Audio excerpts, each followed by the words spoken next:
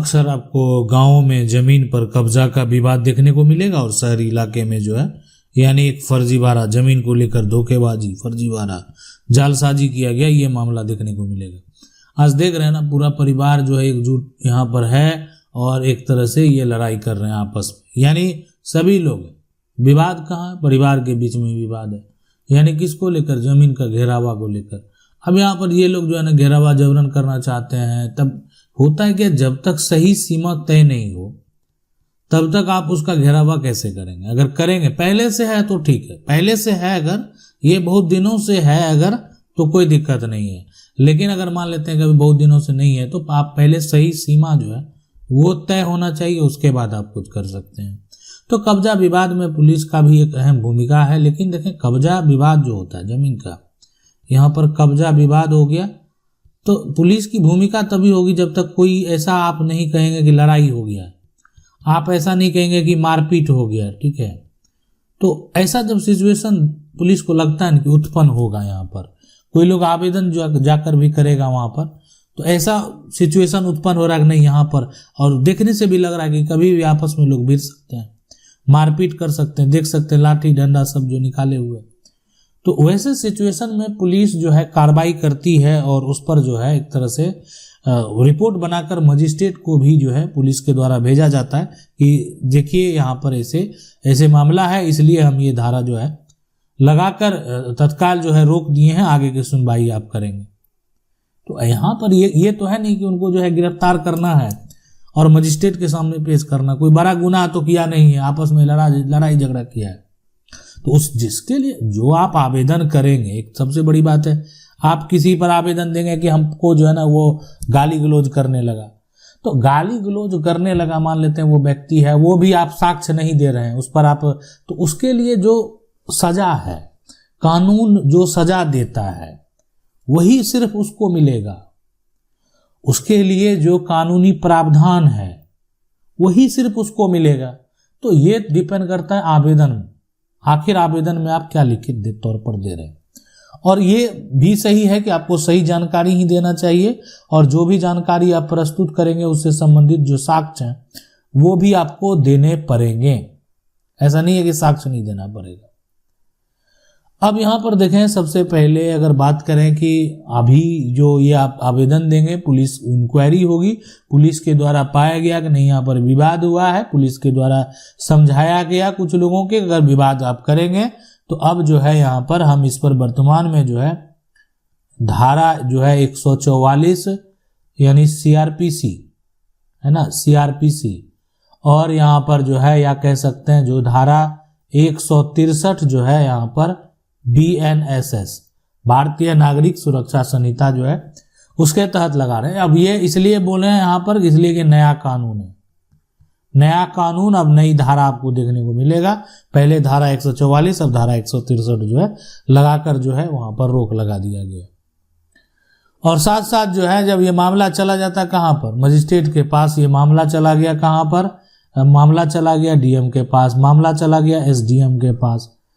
तो police report या किसी अन्य माध्यम से सूचना मिला ना उनको कि उनका जो क्षेत्र है, जो उनका एरिया है, वहां पर जमीन का विवाद हो गया।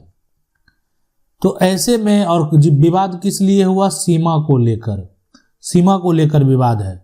और अगर ये सीमा को लेकर विवाद है ना, तो यहाँ पर शांति भंग हो सकता है, मारपीट कर लिया, कोई मर गया, किसी को गंभीर चोट लग गया, समझ सकते हैं। तो इसलिए जो है मजिस्ट्रेट के द्वारा भी लिखित आदेश दे दिया गया कि हम भी लिखित आदेश दे देते हैं कि यहाँ पर दोनों पक्ष को, यहाँ जो है जो लोग हैं दोनों पक्ष को नोटिस भेजो कि दोनों यहाँ पर उपस्थित हो।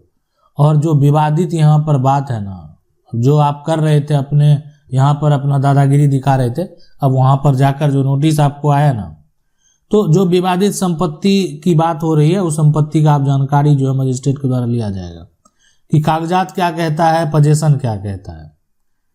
आप अपने कब्जे को दावे में जो है ना बिल्कुल आपको ध्यान देना, बयान में जो कहना है, आप अपना दावा ठीक है मान लेते हैं आपको कागजात नहीं था, लेकिन आप इस पर आज से नहीं है, बहुत दिनों से कब्जे में, और इससे संबंधित अगर आप साक्ष्य प्रस्तुत करने को तैयार हैं तो बेदखली, देखें जो मजिस्ट्रेट है ना, जमीन उसकी हो नहीं हो उससे कोई लेना देना नहीं है, आप किसी को बेदखल जो है नहीं कर सकते। आप कहेंगे हमारी जमीन है, हम अपनी जमीन से बेदखल नहीं कर सकते।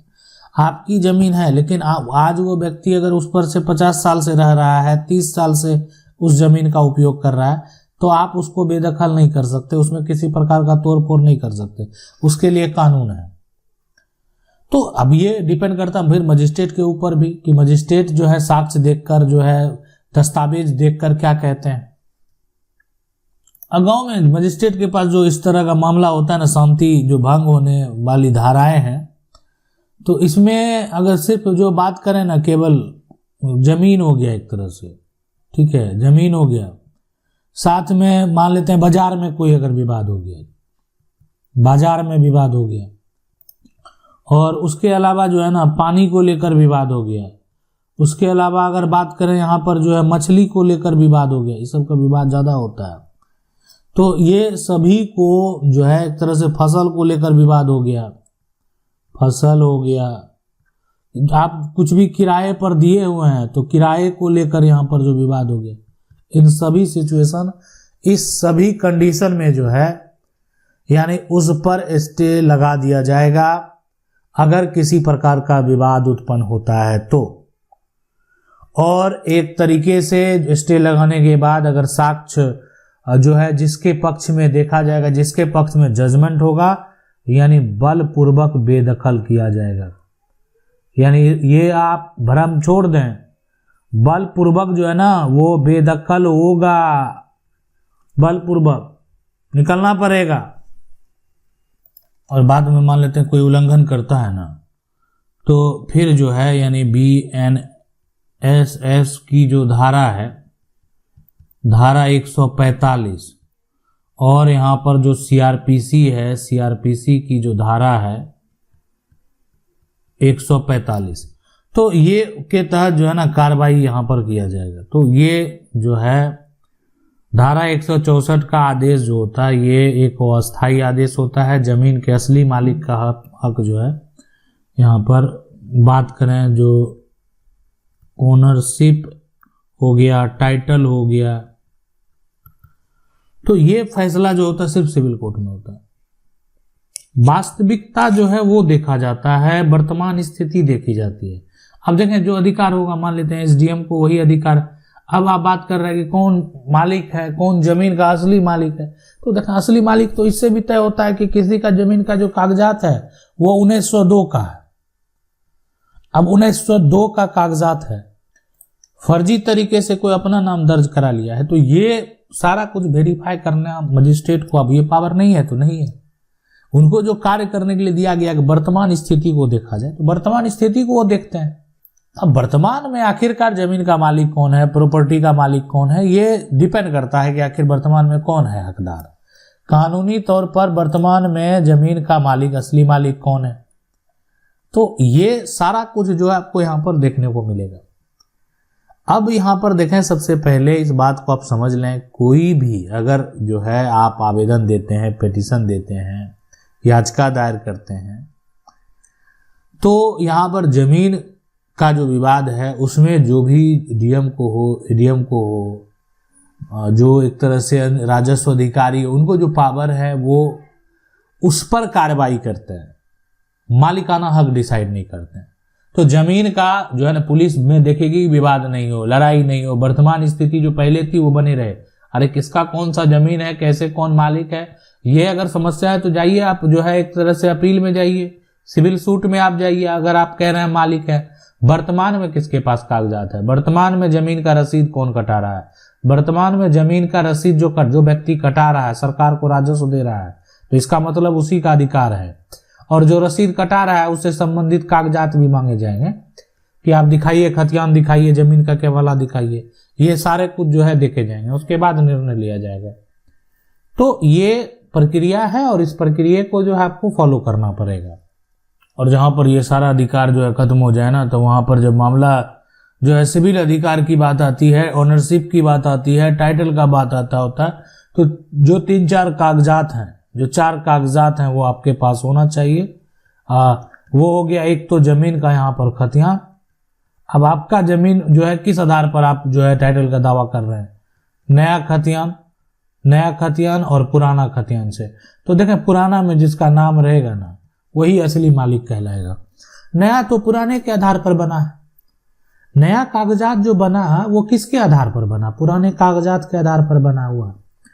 तो जब पुराने कागजात के आधार पर बना हुआ नया, तो पुराने को देखते हुए सुधार होगा। उसके साथ साथ जमीन का हो गया केवाला, उसके साथ साथ जमीन का हो गया यहाँ पर वसीयत, उसके साथ साथ यहाँ पर हो गया गिफ्ट डीड। ये सब ऐसे दस्तावेज हैं, आपको अगर आपके पास हैं घबराने की जरूरत नहीं है। ये 4 कागजात आपको आपका हक दिला देगा। आशा करते हैं वीडियो अच्छा लगा होगा। वीडियो को लाइक जरूर कर दें। चैनल को पहली बार देख रहे हैं सब्सक्राइब करके जो बेल आइकन है उसको जरूर दबा लें। मिलते हैं अगली वीडियो में, तब तक के लिए जय हिंद।